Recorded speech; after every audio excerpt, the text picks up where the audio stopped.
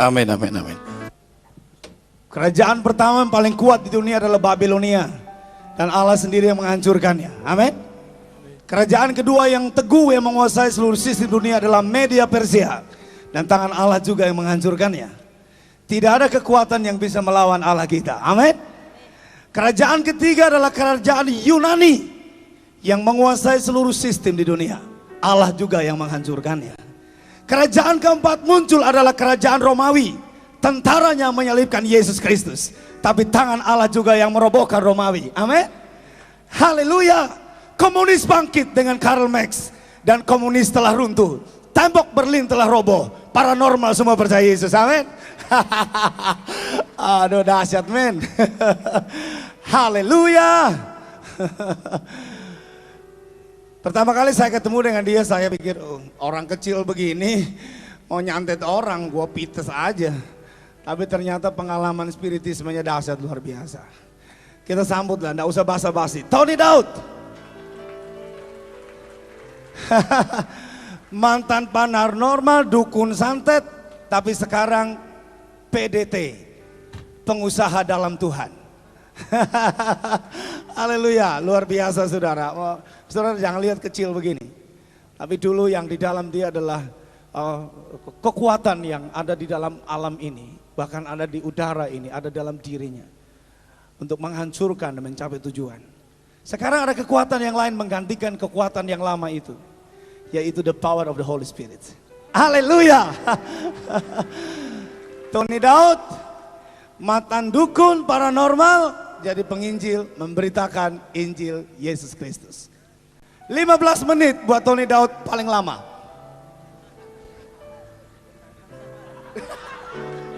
Shalom.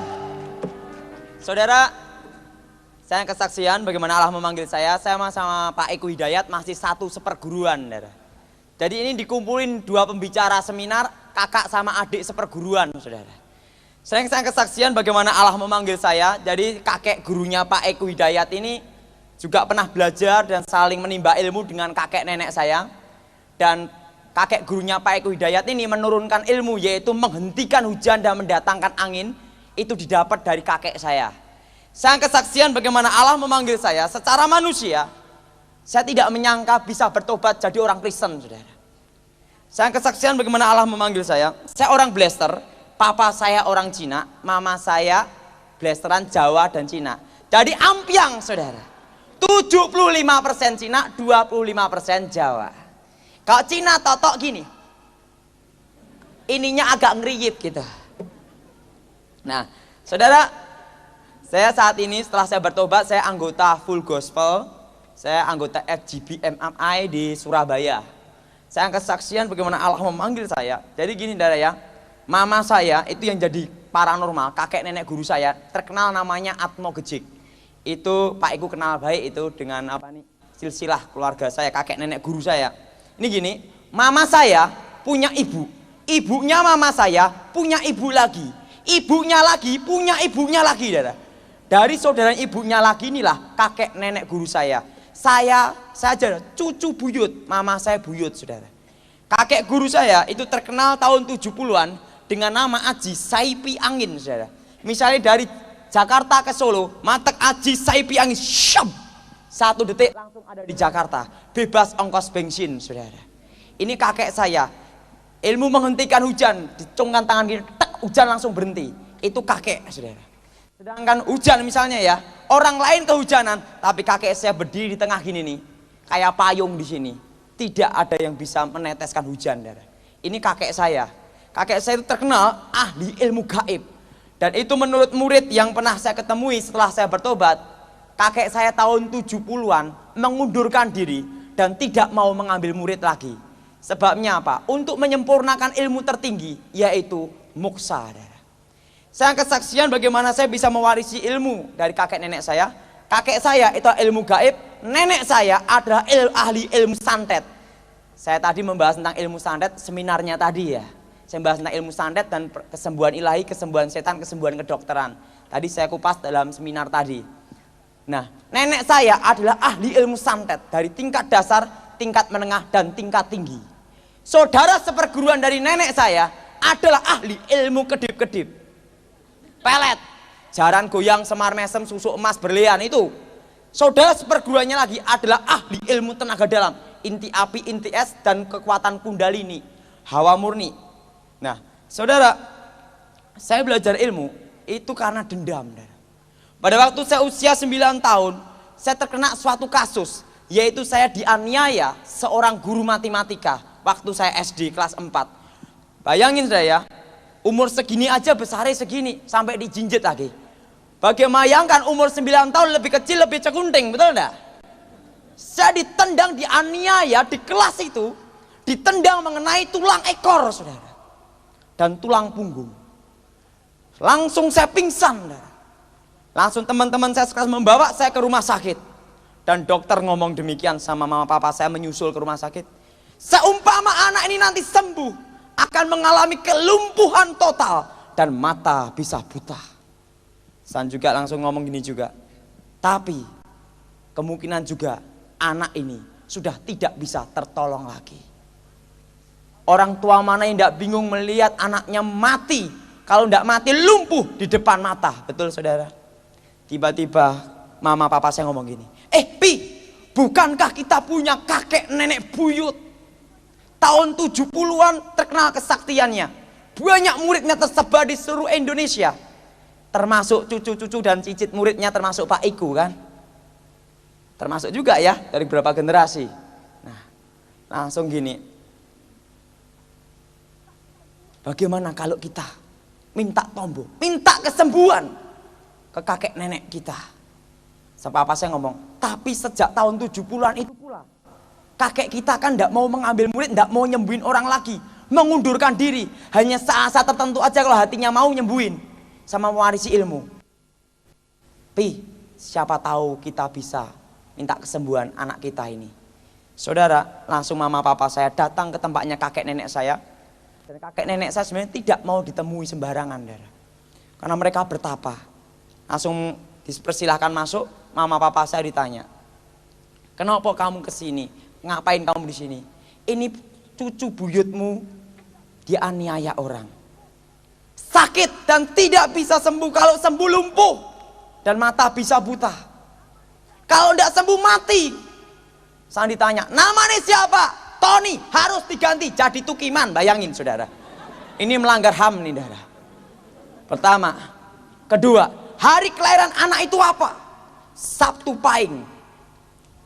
Langsung kakek nenek saya ngomong, kebetulan kami tidak mau mati dulu sebelum ada generasi penerus darah titisan kami, yaitu darah leluhur, yaitu titisannya kakek nenek saya sendiri, yang bisa mewarisi itu, yang harusnya hari kelahirannya Sabtu Pahing. Dan yang kebetulan dari berapa generasi yang kelahirannya Sabtu Pahing, saya tok saudara. Langsung setelah itu kakek saya ngomong gini, ketiga, aku mau nyembuhin anak itu, tapi ada satu persyaratan harus dipenuhi. Dia harus menjadi pewaris ilmu olah kanuragan Jayan Kawijayan. Daripada anak ini mati ya terserah kakek nenek lah. Langsung kakek nenek saya datang ke rumah sakit, langsung saya disuwuk, langsung di weng vitamin B komplit tuh. Cus! Katanya mama saya dicipratin, cet gitu. Langsung saya bangun dari tempat tidur saya dan saya sembuh, saudara. Begitu saya sembuh sesuai perjanjian saya ikut kakek nenek saya. Tapi apa yang terjadi, saudara? Guru saya matematika mengintimidasi teman saya sekelas supaya bersaksi palsu tentang kejadian tersebut. Dan kedua, pakai kekuatan magic untuk menggagalkan pengadilan. Tapi kakek nenek saya ngomong gini, biar anak ini sendiri yang akan menuntaskan dendamnya. Karena anak usia 9 tahun itu suka main keluyuran, betul enggak saudara? Supaya dengan dendam itu, saya mau belajar ilmu. Saya tahu masuknya kakek nenek saya. Dan yang ketiga saudara, nyuruh orang kampung untuk nyebut saya Cino Loleng, Cino Belang setiap hari. Jadi kalau saya keluar dari tempatnya kakek nenek saya mau sekolah itu, Cino Loleng setiap hari. Dan yang keempat, nyuruh orang untuk mukulin saya, saudara. Pada waktu saya mau dipukulin, saya lari ketakutan. Saya sembunyi di kolong tempat tidurnya kakek nenek saya. Kakek aku mau dipukulin, lawan mereka, aku tidak mau. Bagaimana ngelawan? Saya mukul gini, dia mukul gini. Langsung kakek nenek saya ngomong, kamu cucu orang sakti. Kakek saya ngomong, hampir di Pulau Jawa ini saya tidak ada tandingannya. Kakek saya ngomong gitu. Dan yang menjadi pewaris ilmu kami hanya tingkat dasar, tingkat menengah saja. Itu tersebar di seluruh Indonesia. Tapi ilmu tingkat tinggi akan kami wariskan ke generasi kami sendiri, yaitu darah titisan, yaitu kamu. Apa yang saya lakukan, kek? Kamu jangan jadi pengecut. Langsung dia omong gini, langsung kakek saya ngomong gini, dari Sragen ke Jogja, Matek Aji, Saipi angin, syap, hilang langsung. Balik lagi, syap. Aku udah ada di Jogja, dalam 1 detik kembali ke sini. Saya mikir, wah punya ilmu ini bebas ongkos bensin ini. Langsung gini, kalau kamu melawan seseorang, jangan bingung. Cukup dengan apa? Cukup kamu pandang matanya. Aji panglumpuhan, blek lumpuh. Orang jalan baru lewat gini lumpuh semua. Mobil jalan berhenti langsung. Wah, langsung tunjukin demikian. Empu-empu zaman dahulu membuat keris bukan dipandi, tapi cukup dengan tangan ini, pegang ini, cep jadi keris. Nenek saya ngomong, dulu nenekmu ini 1,5 tahun bertapa kungkum di hutan untuk mendapatkan apa? Ilmu santet. Tunjui santetnya, santet tingkat dasar, tingkat menengah, tingkat tinggi. Tunjuk ilmu santet, langsung ditunjuk juga. Kalau kamu butuh apa? Gampang, pakai aji sirep. Kalau kamu ingin buat orang tidur satu kampung tidur semua, ditunjukin semua itu, kesaktian demi kesaktian. Langsung saya ngomong, kakek, aku harus belajar ilmu itu. Aku akan balas dendam. Saya mulai belajar pertama kali, yaitu aji tapak banyu. Yaitu ilmu berjalan di atas air. Waktu itulah dinginnya malam, saya tidak pedulikan. Saya mulai semedi. Dan pada waktu saya semedi itu, saya baca mantra. Sampai mengeluarkan cahaya di sini. Putih keperak-perakan. Dan apa yang terjadi? Saya mengambang di atas air. Waktu saya berjalan di atas air, saya senang sekali. Saya belajar ilmu tingkat tinggi. Langsung saya lari ke tempatnya kakek nenek saya. Kakek nenek saya ngomong, itu masih kelas dasar. Disitulah saya mulai belajar. Dari ilmu berjalan di atas air. Aji lembu sekilan ditembak, dor sekilan tok gini. Misalnya ilmu ini matiin lampu ini, syep mati itu. Itu masih ilmu kelas dasar. Ini dibakar, cukup 1 jari, aji singkir geni, syep mati semua.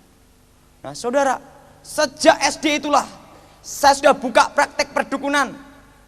Walaupun saya sekolah di Kristen, di sekolah Katolik, tapi saya tidak mau percaya Yesus. Sebabnya apa? Banyak orang Kristen berdukun cari nomor SDSB, darah. Makanya saya terkenal namanya dukun tiban di Sragen, darah. Dan saya nakal sekali, darah. Nah, saudara, dan sejak SD itu saya jarang belajar, tapi naik kelas terus.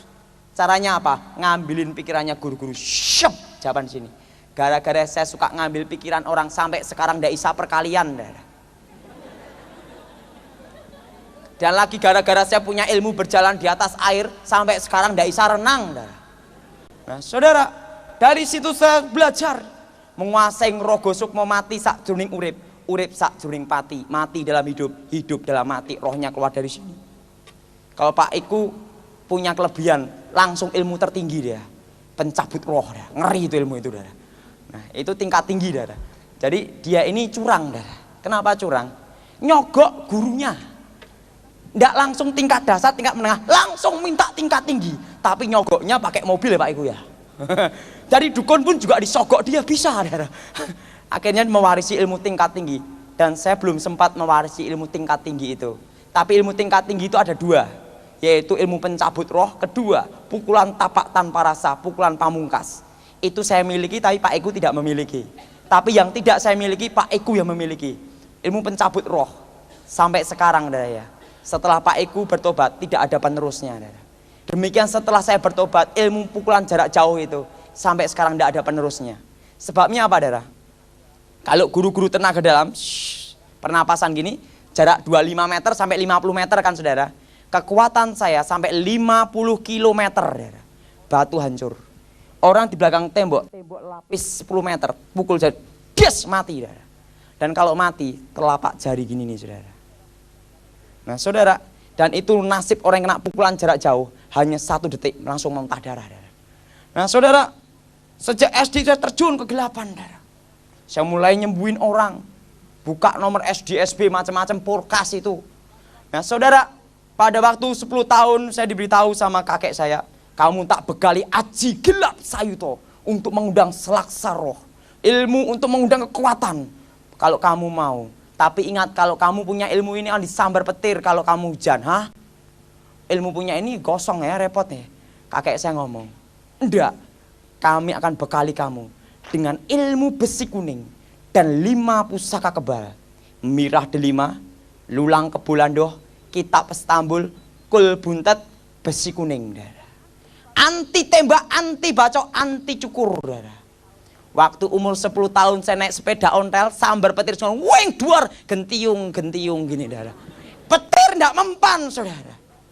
Nah saudara, setelah itu saya lulus SD, SMP lebih nakal, saudara. Dikasih aji sirep, saudara. Makanya dalam kesaksian saya kan dimasukkan solusi. Sampai guru SMP gini, ini murid paling dablek, enggak taunya jadi hamba Tuhan, dan gitu. Itu adalah satu kelas, aji sirep bego nondo, syup, blek tidur ngorok semua, saudara. Kalau gurunya ngajar, sirep, cup, langsung tidur, saudara. Kalau misalnya ada guru SMP ngajar, tak giniin, itik supaya pipis buang air kecil, saudara. Itu kerjaan saya. Nah saudara, saya terus belajar ilmu itu. Dari ilmu sampai saya meditasi itu sampai terbang sampai 1 meter, saudara. Dan itu tingkat tenaga dalam, tingkat sempurna, saudara. Nah saudara, pada itu saudara, kelas 2 SMP, saya udah bisa aji saipi angin, tidak dibatasi ruang dan waktu. Kalau masalah aji panglemunan ilmu menghilang setiap hari, saudara. Tetapi yang tidak bisa saya miliki adalah damai sejahtera. Saya katakan singatan Cinoleng maju ke depan. Pada waktu saya dipukul, ting, cup, jarak langsung 10 meter, lari semua orangnya, saudara. Ngilang, saudara. Nah, setelah itu saudara, kelas 2 SMP itu tiba-tiba kakek saya manggil saya. Tony, kamu kesini. Ada apa, kek? Ini aku mendapat wangsit. Wangsit apa? Wah, dapat bisikan. Jam berapa nih Pak Iko ya? Oh ya. Moga-moga keturunan ingsun menemukan jalan terang. Yaitu kamu Tony pada waktu umur 18 tahun. Kamu akan menemukan Ratu Adil Sokoetan, raja yang adil dari timur. Dan yang bisa mengalahkan ilmu leluhur kita, hanya raja yang ada dari timur itu, yaitu Isa Al-Masih, dia bilang gitu. Kakek saya dapat wangsit sebelum mati, dia ngomong gini. Dan Tony, pada waktu ini, nenek saya ada dan mama saya ada. Keturunan kita yaitu Tony ini generasi terakhir ini nanti, yang akan menemukan jalan terang. Dan pada waktu dia menemukan jalan terang umur 18, dia menemukan raja yang adil itu. Dan umur 19 tahun, mengangkat keluarga kita semua dari kegelapan. Dan ingatlah, semua harus ikuti apa yang dikata-kata Tony, mengikuti raja yang adil dari timur itu. Kakek saya gitu, saudara.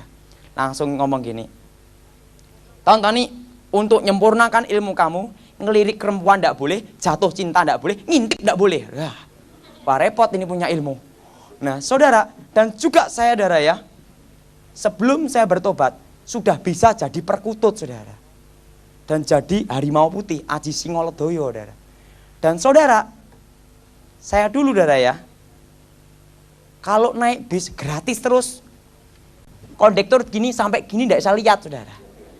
Itu, saudara. Wih, nakal, saudara. Nah kelas 2 SMP itu kakek saya ngomong, berbagai ajian telah kami wariskan. Aji panglumpuhan, orang lihat langsung lumpuh.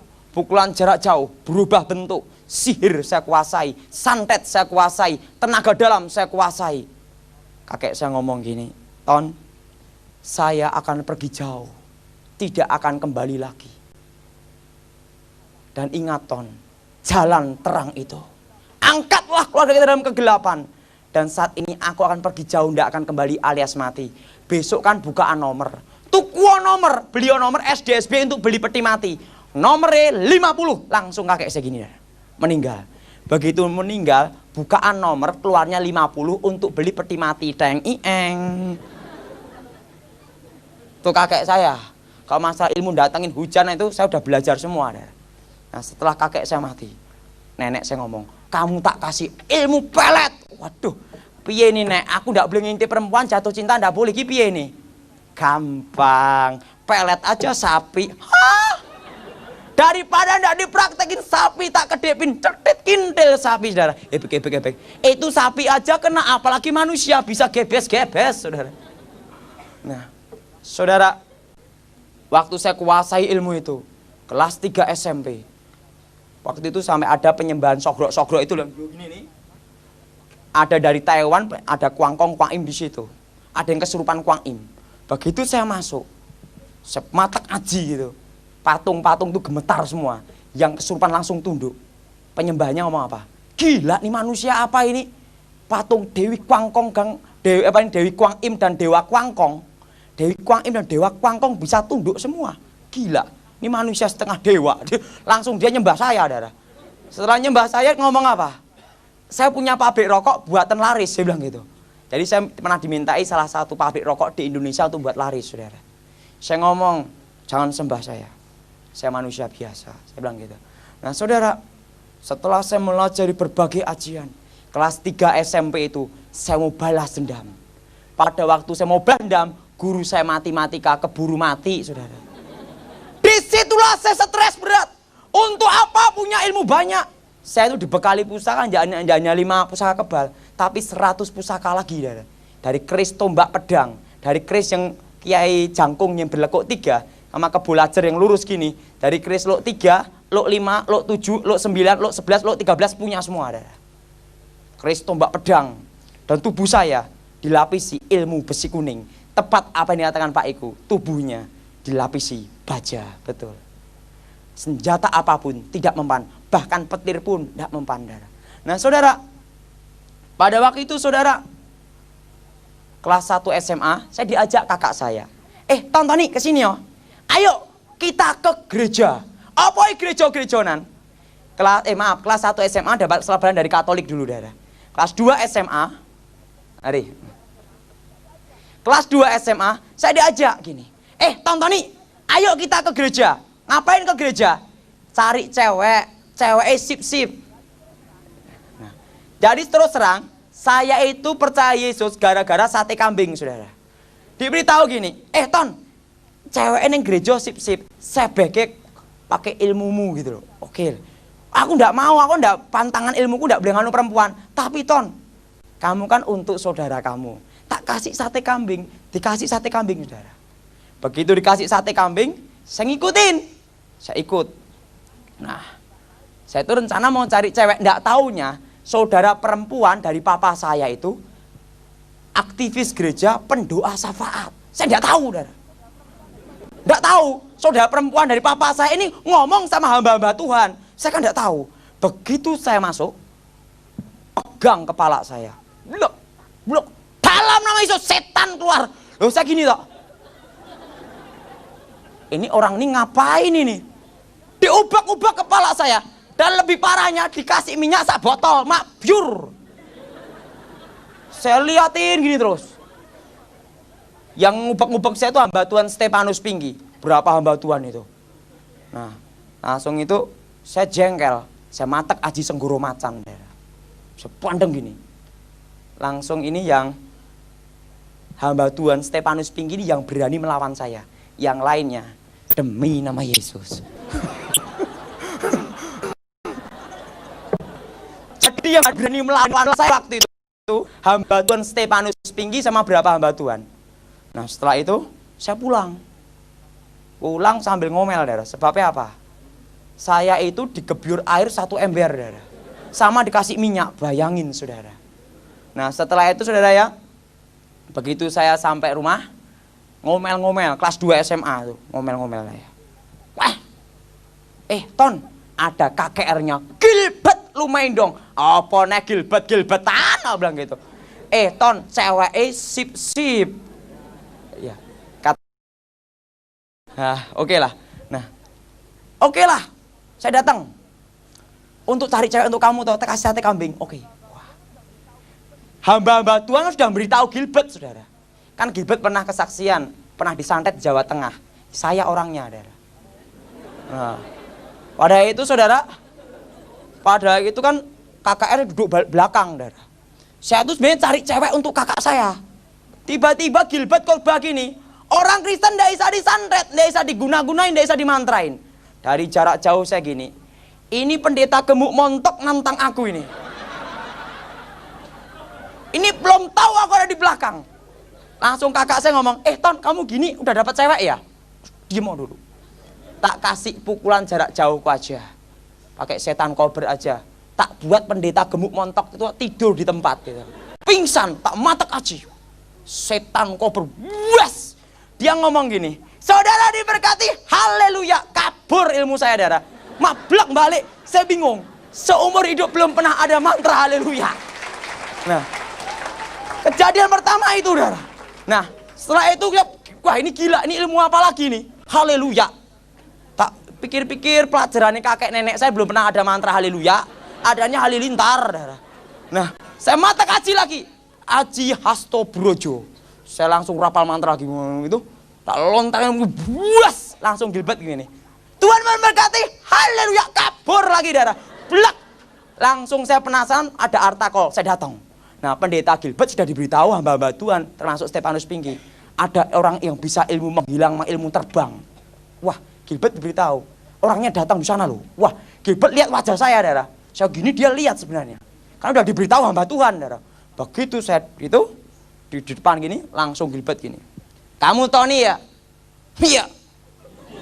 Langsung Gilbert tatap mata dengan mata gini, darah. Aku sudah dengar tentang kamu. Kamu yang bisa menghilang dengan aji saipi angin juga bisa kemanapun tujuan dan aji panglimunan ilmu menghilangkan. Saya tahu tentang kamu. Langsung saya gini. Kita adu ilmu. Kalau saya kalah saya berguru. Langsung Gilbert bilang gini. Silahkan, haleluya gitu. Nah, setelah itu kan janjian, besok kita terusin, saya bilang gitu. Saya pulang ke rumah, darah. Semalam dia bisa tidur gara-gara haleluya, darah. Nah, setelah itu hari yang kedua, saya udah janjian sama Gilbert, saudara. Sama berapa hamba Tuhan. Begitu masuk ruangan langsung digebyur air, mabyur, upek-upek kasih minyak, darah. Sama berapa hamba Tuhan. San Gilbert nunggu saya gini. Tony, iya. Ada apa Pak Gilbert? Sesuai perjanjian, kita adu ilmu di sini. Oke. Dan saya adu ilmu bukan jarak jauh sama Gilbert. Jarak 1 meter. Saya ngomong, kalau saya kalah, saya berguru. Oke, silahkan. Saya pikir, saya kurangkan kesaktian saya semua. Tak lontarkan dalam tubuh saya diisi pusaka, 2 pusaka. Kiai Sodo Pamungkas, Sodo Panungklik. Masukin batu segini, dimasukin ke sini. Nah, langsung itu saya lontarkan ilmu-ilmu saya berapa kali, darah. Dan menurut kesaksian istri pendeta Gilbert, Renda Lumendong, jarak 100 meter dari kejadian itu, mendengar desing angin pukulan, darah. Dan tukang-tukang becak sampai terdengar semua, darah. Dan tiba-tiba saya ngomong gini, ilmu itu balik mengenai saya sendiri, saya muntah darah, darah. Tak telan lagi, gengsi dong kalau ketahuan, betul enggak? Langsung saya ngomong, stop dulu. Ngapain? Kita terusin besok, saya baru capek. Oh silahkan, haleluya, dia bilang gitu. Saya pulang ke rumah, tapi sebelum pulang itu saya itu bingungnya apa? Hamba-hamba Tuhan sama Gilbert gini, sikira bara sana itu. Belum pernah ada mantra raba-raba, darah. Setelah bertobat baru tahu itu bahasa roh. Nah saudara, saya pulang ke rumah. Setelah itu, darah, 2 malam dia bisa tidur. Datang hari yang ketiga. Saya cepetin aja nih, darah ya. Hari yang ketiga datang. Disitulah saya bertarung, darah. Berbagai ilmu saya kerahkan semua. Pada itu, saudara, ilmu saya balik mengenai saya sendiri. Tubuh saya retak, darah. Kan saya dikasih lapisan besi kuning di sini, darah. Pak Gilbert lihat tubuh saya keluar serbuk besi kuningan gitu. Langsung saya gemetar gini nih. Langsung saya gini, Pak Gilbert, ada apa? Ada hamba Tuhan Stefanus Pinky juga. Saya bilang gini, kalau saya kalah, saya berguru sama situ. Tapi kalau saya menang bagaimana? Terserah kamu. Langsung gini, Gilbert langsung angkat tangan semua. Mereka menyembah Tuhan. Dan menurut kesaksian Ibu Renda Lumendong sama beberapa saksi mata, waktu ilmu pamungkas dari perguruan saya sama Pak Ikwan masih seperguruan, darah. Langsung itu saya lontarkan Katanya ada seperti kayak petir itu menyambar tempat itu, saudara. Duar, keras sekali. Ilmu itu waktu membentur mau ke tubuhnya Gilbert, saudara. Ke Stefanus Pinky juga. Begitu ilmu itu balik mengenai saya sendiri, mental. Hilang ingatan setahun jadi gini tok, saudara. Selama setahun itulah saya hilang ingatan. Tidak tahu siapa nama saya. Dan tidak tahu siapa nama orang tua saya. Saya didoain pendeta Gilbert sama berapa hamba Tuhan. Bukannya tambah sembuh, tapi tambah senting, saudara. Didoain sama Stefanus Pinky juga tidak bisa sembuh. Akhirnya diserahin ke orang tua saya dalam keadaan gini, saudara. Tapi pada waktu tepat 1 tahun, tiba-tiba saya mendengar suara. Akulah yang awal, akulah yang akhir. Tiba-tiba waktu saya mendengar suara itu, ingatan saya, pikiran saya kembali lagi, saudara. Begitu pikiran saya kembali, tiba-tiba suara itu ngomong, aku datang menemuimu. Saya melihat Yesus di depan saya. Setelah itu saya begitu melihat Yesus dan dia perintahkan saya, jadilah penginjil dan pengusaha. Sampai sekarang saya jadi bisnis plastik, saudara. Nah, setelah itu saudara, begitu saya ketemu Yesus langsung saya ini nyari Gilbert sama Stefanus Pinky. Pak Gilbert ngomong, Tony, bagaimana kamu bisa sembuh? Aku ini dengar itu, Pak. Yesus itu datang sama saya. Oh, Yesus saya diinjilin, disuruh sekolah Alkitab ya. 3 tahun sekolah Alkitab, ranking 4. Hebat enggak, saudara? Karena muridnya tinggal 4, saudara. Saya lulusan Intios, murid pendeta Pontas Pardede, saudara. Nah, saudara, itulah kesaksian saya. Dan tadi saya ngisi seminar tentang santet juga ya. Nanti lain waktu tak tentang hipnotis sama ilmu gendam. Tapi saya katakan ya, ilmu semua itu sia-sia. Dan ini sebelum saya akhiri, saya cerita satu lagi. Sebelum nenek saya meninggal, nenek saya ini punya ilmu, ya, Aji Poncosono, ya. Jadi begitu kena tanah, itu udah tubuhnya. Jadi seniornya pendeta Iku, itu nenek saya. Jadi kakek gurunya Iku pernah belajar sama nenek saya. Itu kena tanah, bangkit hidup lagi, saudara. Tubuh udah keluar kayak ulet-ulet gitu, tapi tidak bisa mati. Saya datang sama nenek saya, Nek, masih indah ingat enggak? Saat ini Tony umur berapa? 19 tahun. Tentang ramalan kakek sebelum meninggal. Oh iya, masih ingat. Langsung udarno ilmu iki. Karena sudah digebuk daun kelor kasih ilmu daun kelor kasih apa nih? Berbagai macam tidak bisa mati. Kakek nenek saya bilang gitu. Kakek pernah pesan sebelum meninggal tentang kamu. Oke, aku mau terima Yesus. Supaya aku oncat saka ragaku iki dan tidak kuat gitu. Karena saudara, nenek saya ini kalau meditasi itu ini ada api, ini tuh di atas api ini, saudara. Itu setiap hari, saudara. Itu nenek saya, saudara. Nah, lah itu nenek saya ngomong, ragaku udah tidak kuat. Langsung saya injilin nenek saya. Aku percaya Yesus. Begitu nenek saya percaya Yesus, dia meninggal sampai sekarang tidak bangkit lagi, saudara. Nah, itulah kesaksian saya. Tempat saya sekarang. Nanti neneknya bangkit waktu Yesus datang kedua kali, amin.